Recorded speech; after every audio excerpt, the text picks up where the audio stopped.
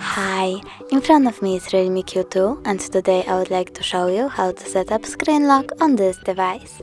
Firstly, open Settings. Now scroll down and choose Fingerprint Face and Password. Then set lock screen password. Wait 5 seconds and tap Continue. Tap on Use a different password type and pick one of the options. I will go with pattern, so I have to click on it, draw my pattern, draw it again, and decide if I wanna add fingerprint. I don't, so I will go with cancel. And now when I turn off my screen and turn it back on, I can see that pattern is required. Thanks so much for watching. If you enjoyed this video, don't forget to leave a like, comment and subscribe. Bye!